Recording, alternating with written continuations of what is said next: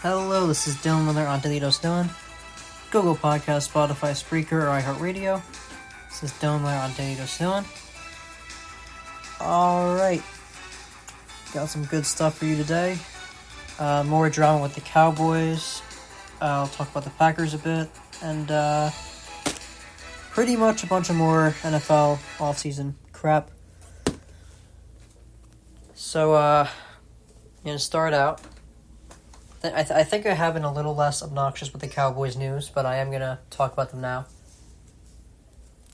So Jerry Jones gave like his 20th update on Dak Prescott, saying he and Dak are continuing to talk and negotiate, but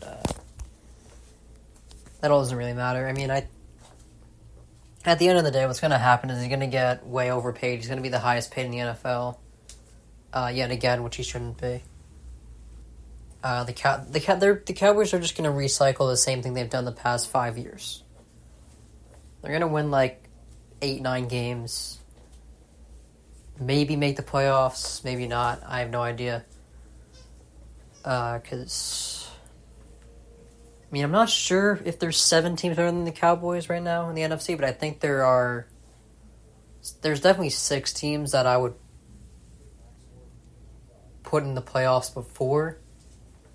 As I've said, my division winners are the Eagles, Lions, Falcons, and the Niners. And then my 3 wildcard spots right now are the Packers, Rams, and Cowboys. But I'm not high on the Cowboys at all. I think... you can argue that Dak was the runner-up for MVP all you want. I don't really care. At the end of the day, it meant nothing last year. Because they went to the playoffs and lost to a quarterback who had literally half a year where he actually looked good. He was in technically year 4, but it's his first year as a starter. It's his first ever playoff game, and he outplayed Dak Prescott. So don't give me the crap about him being runner-up for MVP. All right, that was a game that he should have won. They should have beaten the Packers last year. They didn't, because they're not the team that we think they are. So when they overpay Dak and then settle the CeeDee Lamb mess, they are going to be back to square one where they were last year. All right, so the Steelers continued their quarterback battle. Quite an underwhelming quarterback battle, the way I see it. With Justin Fields and Russell Wilson. As I have said, the reason I'm so low on the Steelers this year, I don't have them in the playoffs this year, but my problem with them, I'm sure they'll have a good defense again, but their offense is getting worse and worse, it seems.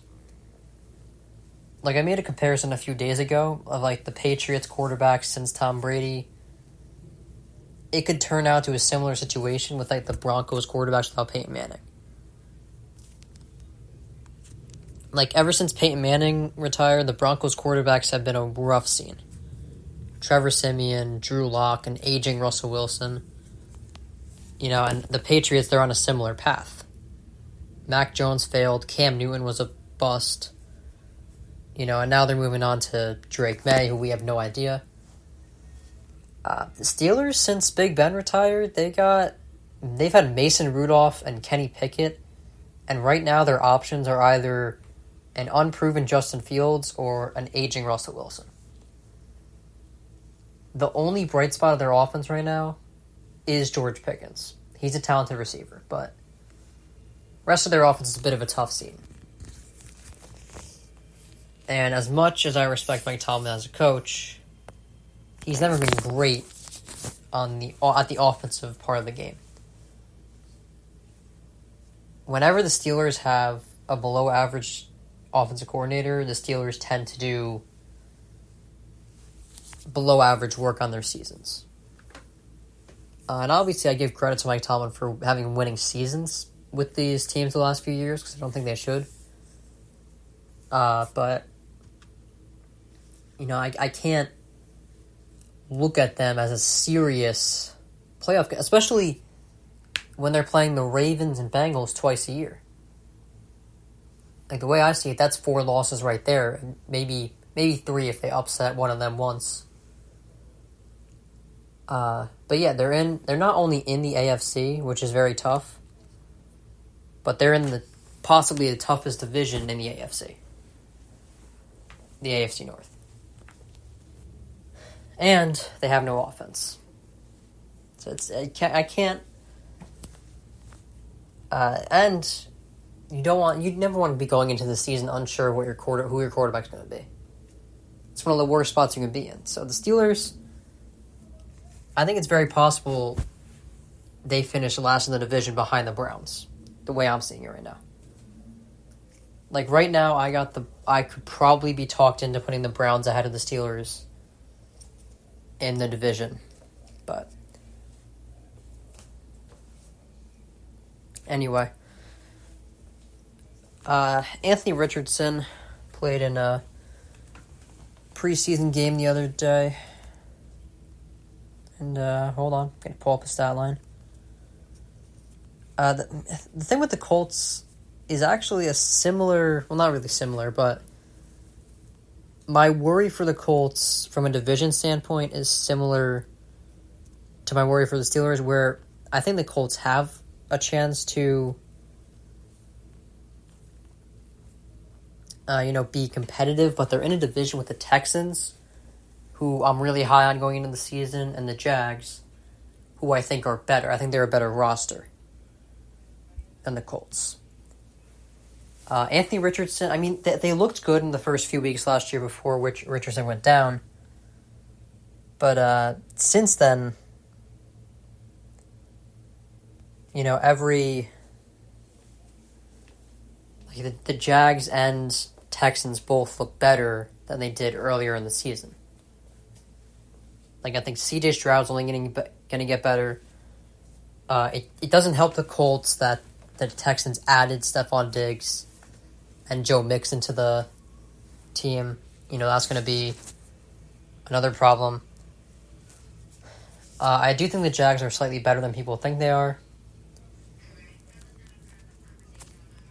And, Anthony Richardson,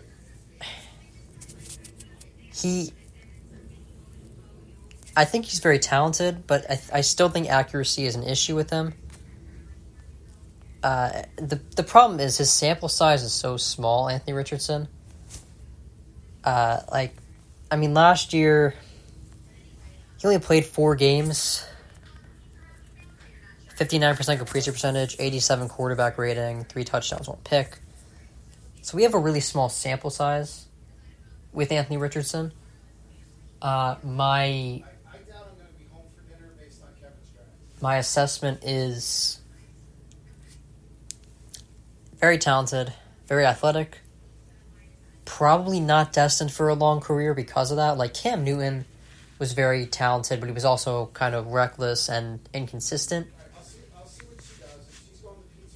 And, he never had back-to-back productive years. But he did win an MVP and made a Super Bowl. So, Anthony Richardson, I think his ceiling is high. I think he can be a very talented player, but there are problems he has to fix. All right, so the Chiefs made a pretty big signing center Creed Humphrey to 4 years, $72 million. And the Chiefs, they really can't. I mean, they definitely have holes, but I feel like I trust whatever they're going in with because they've won 3 in the past 5 years. But, their O-line is a bit of a concern. Left tackle is definitely a concern with the Chiefs. I would say the receiving core is, but that didn't stop them last year. I don't think it'll stop them this year. I don't have the Chiefs. I did make the bold prediction the Chiefs not making the not making the Super Bowl next year, but it doesn't mean I don't trust what they're doing in the offseason. I just think there are other teams that are going to be better for this year. The Patriots, they won, and I don't think the Chiefs, I don't know if the Chiefs are as good as the Patriots were, but even the Patriots won 6 rings in a matter of 20 years. So what was happening the other 14? They weren't winning the Super Bowl. And oftentimes they weren't even making it. There was a long drought after the loss to the Giants. There was a long drought. It was Packers, Steelers. You had, Niners, Ravens. And they appeared from time to time. You had the Seahawks against the Pats, and then you also had the Giants against the Pats, the rematch. Then the year in between was Broncos, Seahawks. And there was randomly Panthers, Broncos, which sounds insane. Seems like forever ago. But yeah, even the Patriots had plenty of years where they weren't even in the Super Bowl, and I think considering the fact that there hasn't been a three-peat ever, that also makes me question whether or not they're able to do this again. So my Super Bowl pick remains the Niners and Bengals, but good signing for the Chiefs. I like where they're going with it. All right, so Jordan Love spoke about the Packers preseason, claiming they are definitely ready for Week 1. And listen, I have faith in the Packers. I think they are a contender to make the NFC Championship, kind of a dark horse. I have the Packers in a similar tier to the Rams, where they're a dark horse. They're not the Niners or Lions, right? Like, the Niners and Lions have a jump on them, and I think the Eagles, if they figure their offense out, my big thing with the Eagles isn't that they lack talent, it's just that last year their offense fell off a cliff. So, but like, if their offense does experience kind of a revival, I think the Eagles are slightly better than the Packers and Rams, but Packers, they had the Niners on the ropes last year. People forget that because all they want to focus on is making jokes with the Packers losing to the Niners again. I get it, but with Jordan Love in his first year as a starter, in his second ever playoff game, we had the Niners on the ropes. And I think there is a chance that teams like the Rams and Packers could pose as a threat to the Lions and Niners. We're going to shift to another Super Bowl contender here. Zach Taylor talked about Joe Burrow not playing in last night's preseason game, claiming they've seen enough practice. But listen, I'm not worried at all about Joe Burrow. I think he's going to be completely fine.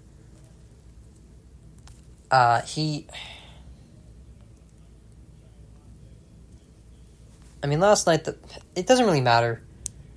The preseason really doesn't matter and again, when you're a competent organization, you're going to have my trust. The Bengals have been very competent the last few years. And Zach Taylor, even though he was about to be run out of the league before Joe Burrow, he has showcased that he is a great offensive coach, great offensive mind. And quite frankly, no coach could win anything without a great quarterback. Right, Sean McVay didn't win anything until he got Stafford, who, he's not an all-time great, but he is a very much respectable quarterback. Matt Stafford. Belichick's below 500 without Brady. Bill Walsh won nothing without Joe Montana. The list goes on and on. But yeah, I trust what Zach Taylor does with the Bengals. And, it's just like how I should have trusted the Niners when they were pretty much telling us, like I said yesterday, when you saw Kyle Shanahan in interviews regarding Trey Lance, you saw it. He wasn't optimistic. He didn't think Trey Lance was the guy. So they shipped him out of town. Because he saw in practice, Trey Lance, he wasn't ready. Brock Purdy was. And I think Zach Taylor's telling us Burrow may have had a bad injury last year, but he's ready. All right. So Matt Stafford had a bit of a injury concern, but he reaffirmed that he is in fact ready for Week 1. Like I said, I feel like I am still higher on the Rams than most people are. You can call me crazy if you want, but the biggest concern with the Rams is going to be, the loss of Aaron Donald is going to be the biggest problem for them. That's going to gut their defense pretty good. But I still think their defense is solid, even without Aaron Donald, as crazy as it sounds. Sean McVay is a fantastic coach. Stafford feels ready. Cooper Kupp and Puka Nacua are going to be a great duo. Kyren Williams was a great running back last year. And the O-line for that team is solid. So, why not the Rams? Why can't they go to the Super Bowl? What's stopping them? They are, in fact, they are pretty much the same team that won the Super Bowl just 3 years ago. Wait, not 3 years ago. That was bad math. But not too long ago, this team won a Super Bowl. So, no, I don't think they're better than the Niners, Lions, or even the Eagles or Packers, honestly. But they are definitely a dark horse candidate for the Super Bowl. All right. So Broncos legends, John Elway and Peyton Manning were singing some high praise for Bo Nix. Listen, I really like Bo Nix. And no, I don't know. As I've said, we don't know much about him. But I like what I see in the preseason. He's playing very similar to the way he played at Oregon. He's 24 years old. He has a lot of experience. He's my pick for Offensive Rookie of the Year. The Broncos as a team, they're probably a team that's going to do similar to what they did last year. They're probably going to win like 7 games or so. But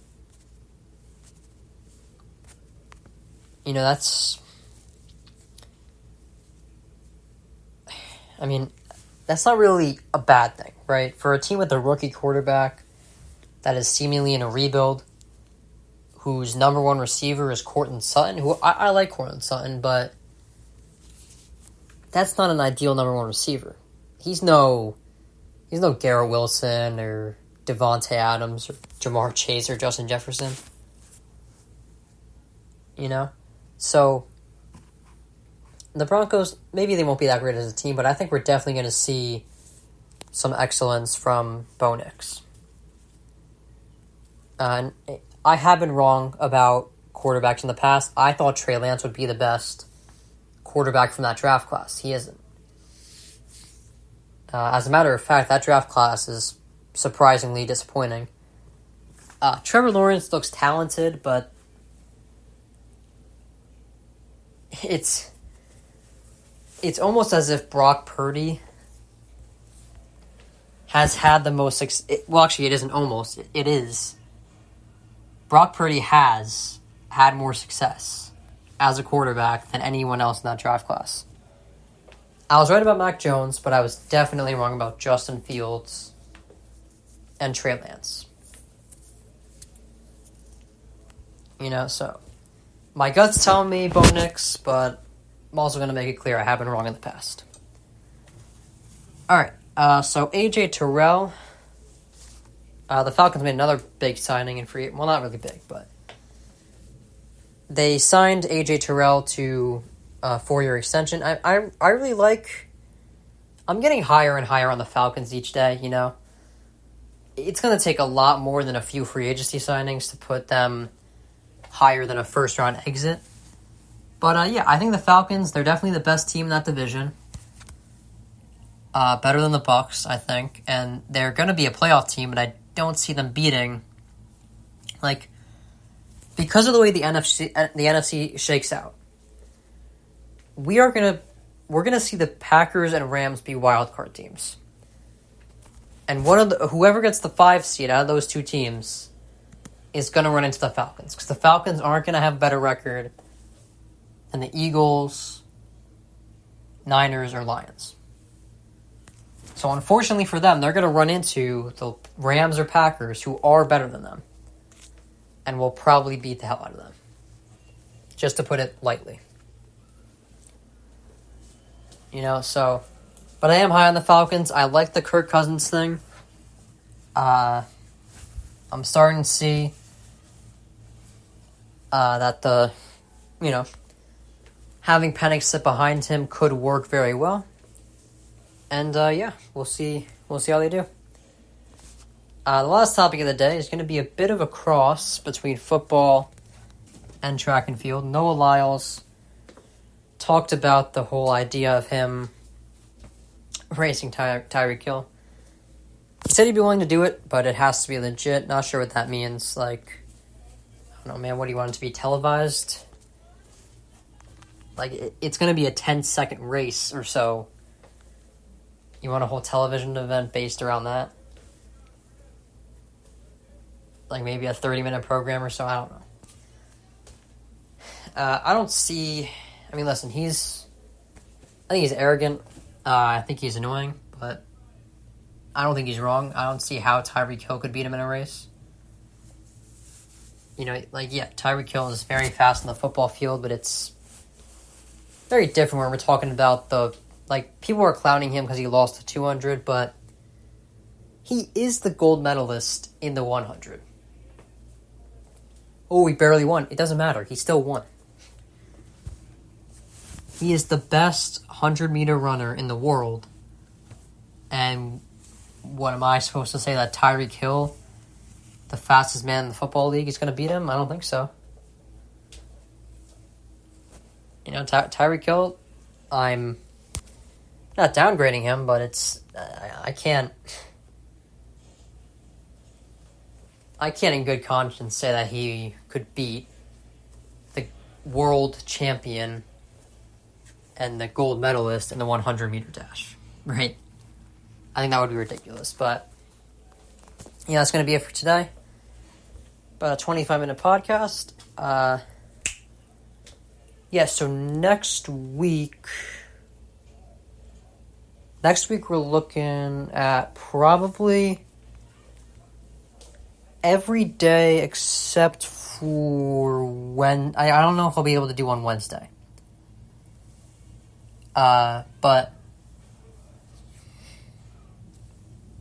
Thursday I'll probably be able to do that thing where I take the info from 2 different podcasts and make it into one.